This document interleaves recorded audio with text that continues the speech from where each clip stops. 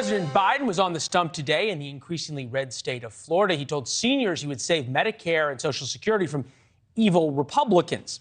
Forget for a minute, they never actually wanted to cut Social Security or Medicare. It's a new tactic, however, by the White House to wink at the cultural left, but go all in on massive spending plans. A recent poll shows Biden edging out former President Donald Trump, another Florida resident, but shows the state's Governor Ron DeSantis leading in a potential 2024 matchup. NewsNation Chief Washington correspondent Blake Burman in Washington tonight. Hi, Blake. Hi there, Leland. Good evening to you. The White House has clearly made the calculation at this point that sticking to Social Security and Medicare is an issue that is beneficial to President Biden. Today in Florida, he did not touch upon any of the social issues that Governor Ron DeSantis has no problem weighing in on. Instead, the president discussing things like lowering drug costs and preserving Social Security and Medicare. He only mentioned the Florida governor by name and presidential candidate on one occasion, calling out DeSantis's position over Medicaid expansion. Over 1.1 million people in Florida would be eligible for Medicaid if Governor DeSantis just said, I agree to expand it. It's not, this isn't calculus. Now, when you go broader, remember where we are up until this point. DeSantis won all but 4 counties in the state of Florida during his reelection bid just a few months back. He had Democrats sounding the alarm as he won the heavily populated and longtime Democratic stronghold areas of Miami-Dade and Palm Beach counties. He also flipped the Tampa area. Now, there had already been concern about Florida in Democratic circles after President Biden lost that state in 2020 and underperformed President Obama in the heavily Democratic counties in the southern part of the state as well. Leland, of course, we should note up until this point, neither have officially announced that they're running for president in 2024, though all eyes are watching what they might do. You pointed out State of the Union night. Finish the job could either be over 2 years or over 6 years. Good to see you, Blake. Thank you. Josh Gerstein is here, senior legal affairs political reporter for Politico. Josh, good to see you. We appreciate it. Thank you.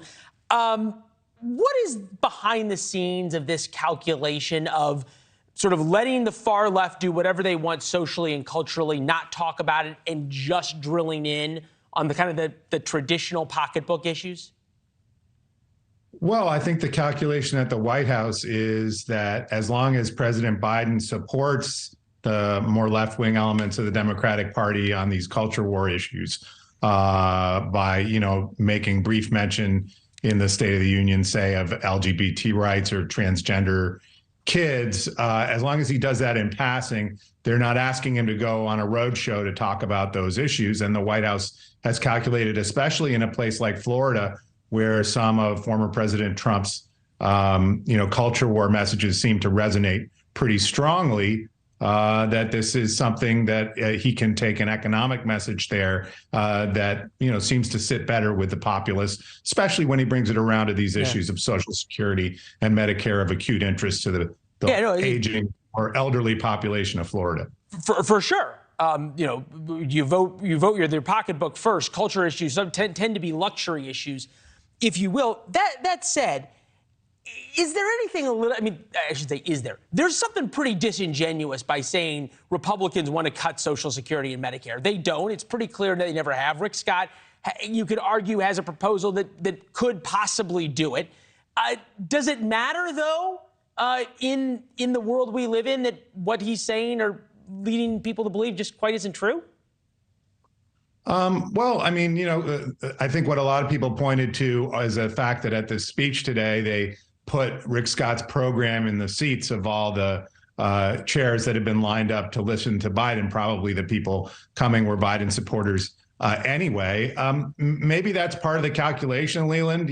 Maybe Trump taught us that we live in something of a world of post-truth politics. And at least if stuff is maybe close to being true, you shouldn't feel any compunction about saying it. One other interesting point about Trump is, remember who one of the first Republican candidates to take Medicare and Social Security off the table way back in, I think, 2016 was Donald Trump, right? He was the one who said absolutely, we won't touch it. Yeah, I love pulling back the curtain for us about the Rick Scott proposals being on all the chairs.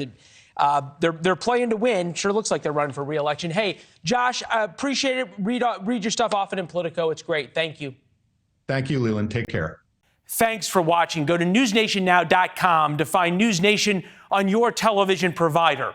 And don't forget to subscribe. Click the red button to get more of News Nation's fact-driven, unbiased coverage.